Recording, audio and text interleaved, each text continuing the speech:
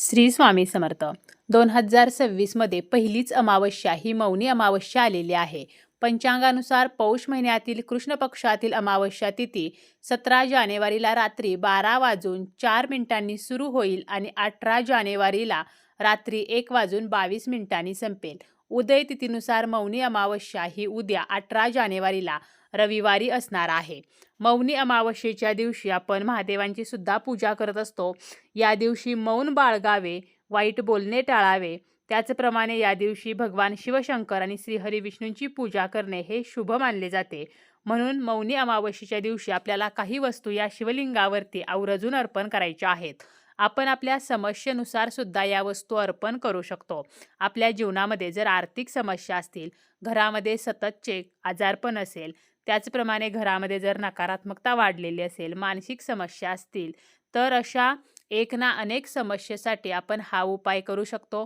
आपण आपल्या प्रॉब्लेमनुसार, आपल्या अडचणीनुसार ही जी वस्तू आहे तर ती शिवपिंडीवरती अर्पण करू शकतो. मौनी अमावस्येच्या दिवशी म्हणजे उद्या आपल्याला सकाळी लवकर उठायचं आहे. त्यानंतर आंघोळीच्या पाण्यामध्ये आपल्याला थोडेसे गंगाजल टाकायचे आहे, ज्यामुळे पवित्र नदीमध्ये स्नान केल्याचे पुण्य आपल्याला मिळते. जर आपल्याकडे गंगाजल नसेल तर आपण आंघोळीच्या पाण्यामध्ये थोडीशी हळद टाकू शकतो किंवा चमच्याभर कच्चे दूध टाकल्याने त्या पाण्याने जरी स्नान केले तरी सुद्धा आपल्याला पवित्र नदीमध्ये स्नान केल्याचे पुण्य प्राप्त होत असते. कारण मौनी अमावस्येच्या दिवशी पवित्र नद्यांमध्ये स्नान करणे हे अत्यंत शुभ मानले जाते. या दिवशी आपण घरी जर शिवलिंग असेल तर घरी किंवा मंदिरामध्ये जाऊन काही वस्तू या शिवपिंडीवरती अर्पण करू शकतो. शिवपिंडीवरती वस्तू अर्पण करण्या अगोदर आपल्याला शिवलिंगाची पूजा करायची आहे. म्हणजे आपल्याला शिवलिंगावरती जलाभिषेक करायचा आहे, भस्म अर्पण करायचा आहे, पांढरी फुले अर्पण करायची आहेत, बेलाची पाने जी शिवांना अत्यंत प्रिय आहेत तर ती सुद्धा अर्पण करायची आहेत. आणि आपण शिवलिंगावरती कोणतीही जेव्हा वस्तू अर्पण करतो त्यावेळेला आपल्याला ती वस्तू थोडीशी ओली करून अर्पण करायची आहे. अगदी फुले असतील किंवा बेलपत्रे असतील तर ती सुद्धा आपल्याला थोडीशी त्यावरती पाणी शिंपडायचं आहे आणि त्यानंतरच अर्पण करायची आहे. कारण शिवलिंगावरती जी आपण वस्तू अर्पण करतो ती कधीही कोरडी अर्पण केली जात नाही. कोणकोणत्या वस्तू आपण अर्पण केल्याने काय काय आपल्याला पुण्य प्राप्त होते किंवा कोणत्या समस्येसाठी आपण कोणती वस्तू अर्पण करावी, तर पहिलं आहे ते म्हणजे जलाभिषेक. आपण शिवलिंगावरती फक्त जलाभिषेक जरी केला तरी सुद्धा आपल्याला पापापासून मुक्ती मिळत असते. त्याचप्रमाणे शिवशंकर हे त्यांच्या भक्तावरती विशेष कृपा करत असतात. जलाभिषेक करताना तो तांब्याच्या तांब्याने आपल्याला करायचा आहे किंवा आपण अगदी पितळेच्या चांदीच्या पात्राने सुद्धा अभिषेक करू शकतो. परंतु चुकूनही स्टीलच्या भांड्याने जलाभिषेक करू नये. आणि जेव्हा आपण जलाभिषेक करतो तर त्यावेळेला आपल्याला पूर्व दिशेला तोंड येणार नाही याची काळजी घ्यायची आहे. यानंतर दुसरी वस्तू आहे ती म्हणजे आपण शिवांना बेलाची पाने अर्पण करू शकतो. शिवांना बेलाची पाने अत्यंत प्रिय आहेत. आपली कितीही जुनी इच्छा असेल किंवा कितीही कठीण इच्छा असेल तर ती पूर्ण होण्यासाठी आपण बेलपत्र हे या दिवशी अर्पण करू शकतो. यानंतरची वस्तू आहे ती म्हणजे काळे तीळ. आपल्या घरामध्ये आर्थिक समस्या असतील किंवा आपल्याला जर धनप्राप्ती व्हावे असे वाटत असेल तर आपल्याला शिवपिंडीवरती काळे तीळ अर्पण करायचे आहेत. सकाळी किंवा संध्याकाळी प्रदोषकाळी आपण हे उपाय जे आहेत तर ते करू शकतो. काळे तीळ अर्पण केल्याने आपल्या मनोकामना शिवशंकर पूर्ण करत असतात. त्यानंतर आहे ते म्हणजे कच्चे तांदूळ. जे तांदूळ आहेत तर ते आपण जर अर्पण केले तर यामुळे सुद्धा आपल्या जीवनातील सर्व संकटे, सर्व दुःखे दूर होतात. तांदूळ हे अखंड असावेत, तुटलेले फुटलेले नसावेत आणि पांढरेच तांदूळ आपल्याला अर्पण करायचे आहेत. हळदी कुंकू लागलेले तांदूळ आपल्याला अर्पण करायचे नाहीत. यानंतर आहे ते म्हणजे गंगाजल. जर आपण मौनी अमावस्येच्या दिवशी गंगाजलाने शिवलिंगावरती अभिषेक केला तर मोक्षाची प्राप्ती होते. त्याचप्रमाणे माता पार्वती आणि भगवान शिवशंकर यांचे आशीर्वाद आपल्याला प्राप्त होतात. संपत्तीचा अभाव यामुळे दूर होतो. त्यामुळे शक्य असेल तर गंगाजलाचा सुद्धा आपण अभिषेक करू शकतो.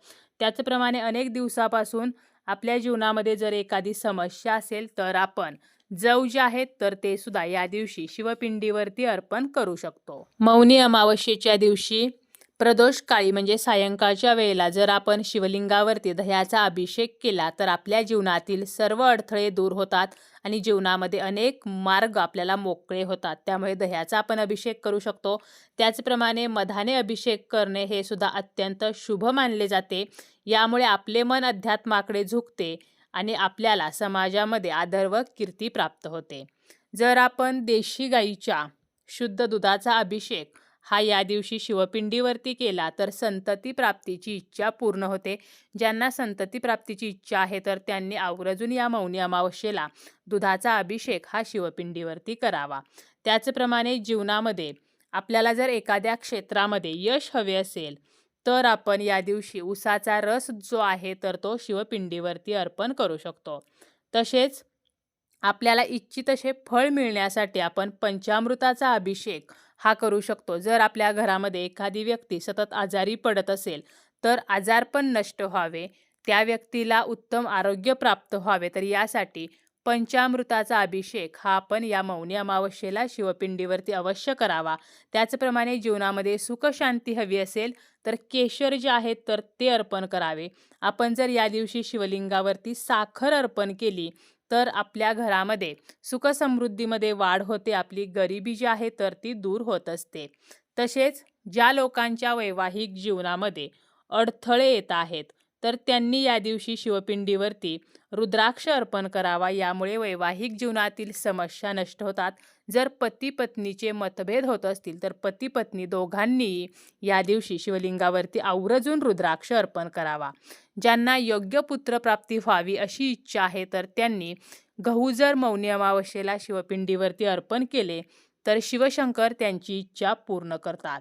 तसेच आपल्या जीवनामध्ये जर खूप दुःखे असतील आणि सर्व दुःखांपासून आपल्याला मुक्ती हवी असेल तर शमीच्या झाडाची पाने म्हणजे शमीपत्र जे आहे तर ते सुद्धा आपण या दिवशी शिवलिंगावरती अर्पण करू शकतो. त्याचप्रमाणे धोत्र्याचे पान किंवा धोत्र्याचे फूल किंवा धोत्र्याचे फळ जर आपल्याला मिळाले तर अवश्य आपल्याला ते शिवलिंगावरती अर्पण करायचे आहे. यामुळे आर्थिक समस्या नष्ट होतात. घरातील जे दारिद्र्य आहे, गरिबी आहे तर ती नष्ट होत असते. धोत्र्याचं जे फळ आहे तर ते काटेरी फळ असते आणि काटेरी फळे असतील किंवा फुले असतील तर ते आपण पूजेमध्ये कधीही वापरत नाही. फक्त धोत्र्याचं फळ हे असं एकमेव फळ आहे की जे आपण शिवपिंडीवरती अर्पण करू शकतो. कारण शिवांच्या पूजेमध्ये याला खूप महत्त्व आहे आणि हे जे फळ आहे तर त्याला आपल्याला चंदन लावून हे फळ त्याचा देठ हा आपल्याकडे येईल अशा पद्धतीने शिवपिंडीवरती अर्पण करायचं आहे. जरी आपल्याला धोत्र्याचं फळ मिळालं नाही तरी आपण धोत्र्याचं फूल किंवा धोत्र्याचं पान सुद्धा अर्पण करू शकतो. आणि ह्या ज्या सर्व वस्तू आहेत तर त्या अर्पण केल्यानंतर आपल्याला 108 वेळेला श्री शिवाय नमस्तुभ्यम तर हा मंत्र म्हणायचा आहे.